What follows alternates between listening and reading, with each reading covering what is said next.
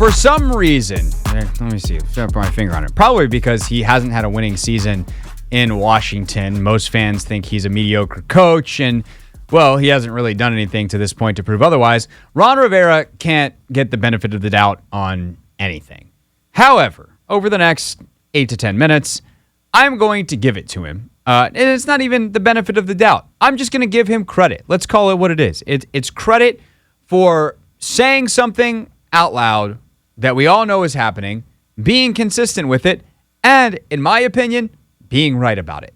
That is roster building. Ah, yes, roster building. The term that sends Commanders fans into a tizzy. As if there were any other freaking choice. And this is what I think drives me nuts. So if you're like, Craig, what are you talking about? Ron Rivera was on the John Keim Report with John Keim, very aptly named podcast.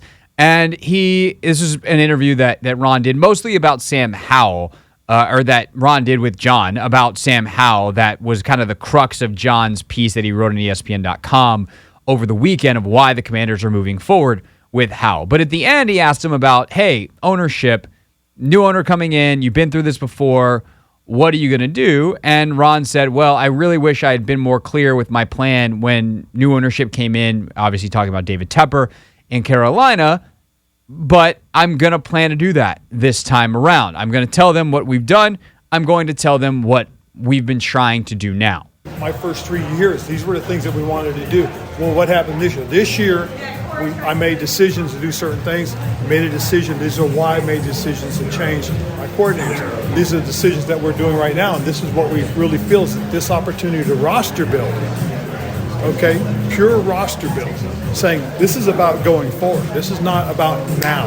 I don't even think I'm trying to do anything because I'm desperate. I'm doing things the right way, okay? Because at the end of the day, if they're not happy and they want to let me go, great. But at least the roster is in the position that if you come in with this philosophy saying we got to build what we got right now, the quarterback is the right guy, the running game is in place, and we got 5 playmakers. Okay, and when I say that, I'm talking about 3 wide receivers, a tight end, and a running back. Those are your 5 playmakers on the field at a time. You can feel good that this team is going forward. That's what I'm doing. Okay, I'm not worried about what the decision is after a year. What I'm worried about is making sure that this roster is being built, it's in place, and if I leave it in a good position. One, I think that's admirable because I actually don't think he's just blowing smoke there. If all of a sudden he were to get blown out, this roster is in a good position, either to move forward with some good pieces or to have contracts that you can easily move on from and essentially start over without a lot of dead weight. And that's the thing that I think people don't realize about the way Ron has approached this offseason. I think it's important to point this out as well. Ron Rivera is not just the head coach. He is the president of football operations. This is not a head coach who goes to his GM and is like, please help me. This is a head coach who goes to his GM and goes, hey, this is what we're going to do because I'm your boss. And that is a very different dynamic than most coaches who are in some sort of lame duck year. Ron's not technically in a lame duck year in terms of contract. He is in the year that most coaches either get fired or get an extension. And he is also obviously facing new ownership, presumably Josh Harris coming in before the start of the season.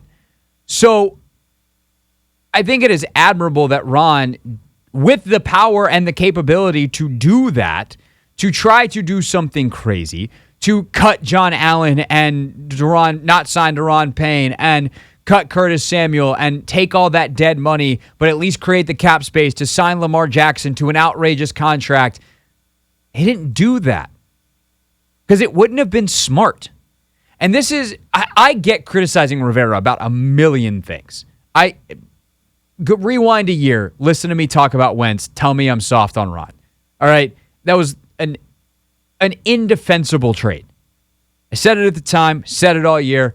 There were times I was like, I don't know, maybe it'll work. Probably not. And the probably not sure as hell came true. But realistically, I don't know what people wanted them to do outside of the gaggle of people who refused to accept that Lamar Jackson wasn't actually an option for this team and refused to accept the reality of what signing him would have meant to the rest of the roster. This is the best path forward for this team. And you could make an argument they should have done something similar years ago, and who knows where you wind up, right? You choose this in year one, and maybe you bottom out a little sooner, or year two, you bottom out a little sooner. But realistically, they kind of tried in year two. After Ryan Fitzpatrick got hurt, they played Taylor Heineke. Their problem was Taylor Heineke was way better than they thought. What were they supposed to do? Bench a bunch of guys? No, they were 7-9 in year one. They made the playoffs. They thought they were close to good. I understand why they did the things every year except for last year. The Wentz thing again.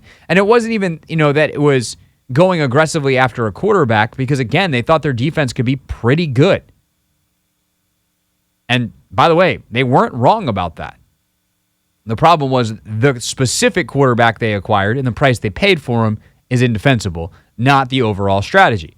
Now, the devil's in the details. Very rarely does a coach come up with an actually stupidly heinous idea, or a front office guy have such a heinous idea.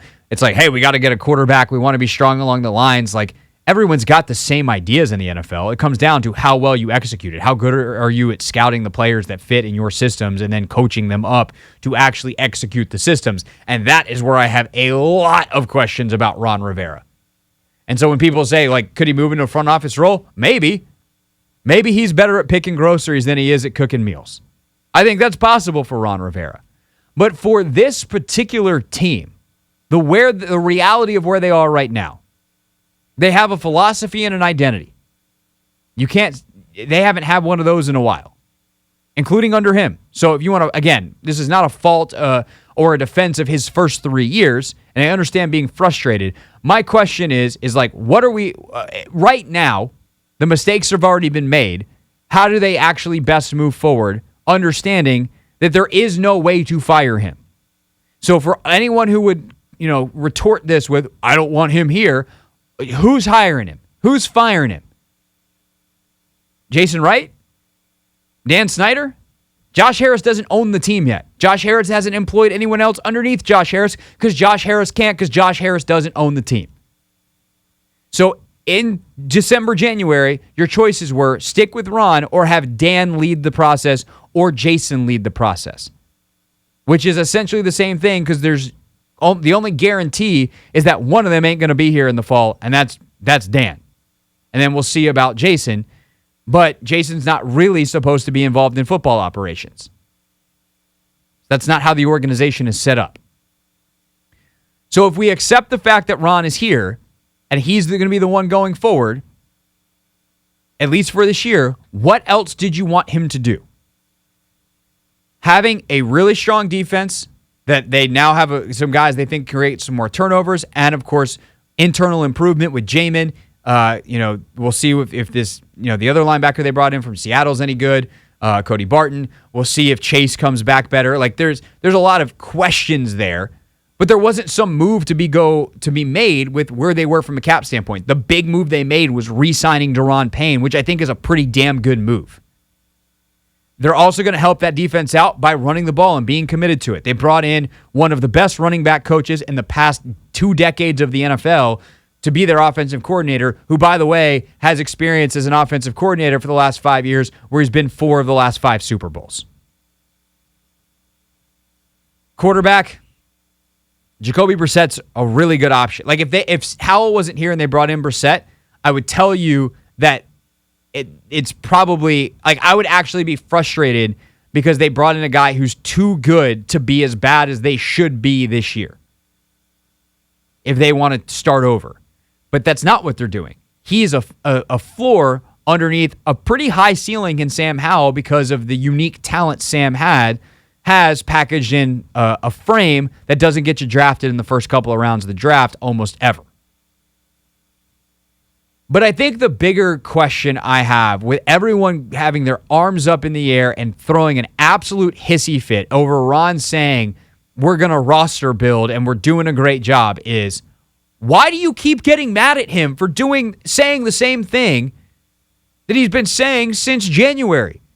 I feel like there's a group of people that wants him, now that he's executed the plan pretty well, might I add, like the draft picks, like the free agent signings, think they maybe could have done a little bit more on the offensive line. I'll give you that. Was there potential to spend a little bit more, get a little bit more at tackle? Maybe. I'm still not convinced they're done at guard. We'll see. But it's like that you're farther down the road. I was like, hey, I told you this is where we're going. And people want him to say something different. Can you believe Ron Rivera said he's roster building in 2023? Yeah, I'm paying attention.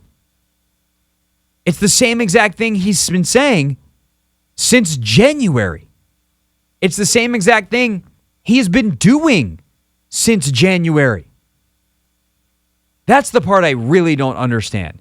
And so could you disagree with me on anything in the first 10 minutes of this segment where you dislike the plan, you have some other thing that you like? Sure, fine, I get it. There are some reasonable disagreements.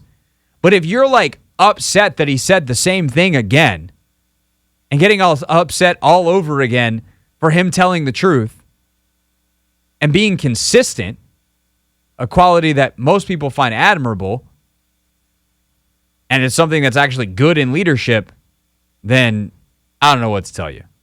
How could he? How could he not? It's what they've been doing for 6 months at this point. Hey, this is DA, and you're listening to The Hoffman Show on the Team 980 and the Odyssey app.